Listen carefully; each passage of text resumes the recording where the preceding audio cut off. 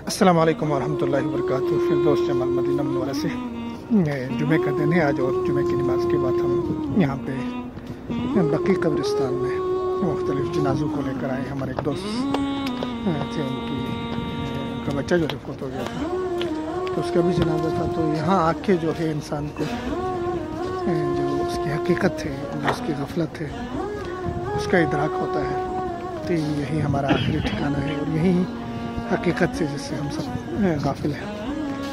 تو یہ بقی کا جو وسیع قبرستان ہے، نبی وسلم کے زمانے سے پہلے سے، مدینہ ہجرت کر کے آنے سے پہلے سے ہی یہاں پہ مردوں کو دفنایا جاتا تھا۔ پھر آپ نے بھی اپنے عہد میں اموات کو یہاں پہ ان کی تدفین کی، اور بہت سارے صحابہ، تابعین اور اولیاء یہاں پہ دفن ہیں۔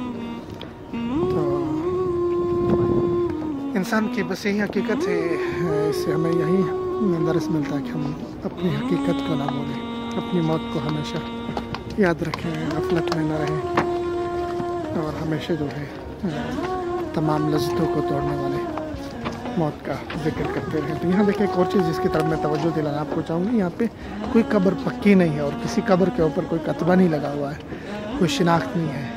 یہ سب مٹی کا حصہ ہے، اور ہم سب مٹی کا حصہ ہے۔ ہم نے سب نے یہاں پہ یعنی مختلف قومیتوں کے، نسلوں کے، ہزاروں سال سے یہاں پہ لوگ دفن ہو رہے ہیں، لیکن کسی کی کوئی شناخت نہیں۔ وہ شناخت ہماری مٹی ہے، اور یہی سنت بھی ہے کہ آپ اپنے مردوں کو دفناتے ہیں، ان کی قبریں جو ہے کچی ہوں۔ دیکھیں سامنے آپ کو نظر آئے گی قبر، کچی قبریں ہیں، اور اس پہ کوئی شناخت، ہمارے یہاں شعر و شاعری ہوتی ہے قبروں کے کتبے کے اوپر، سب کچھ اس کے ایک میں دیکھ رہا تھا، اس میں اس کی ڈگریاں تک لکھی ہوئی تھی۔ تو یہ چیزیں غیر شرعی ہیں، نہ کرنے کی چیزیں۔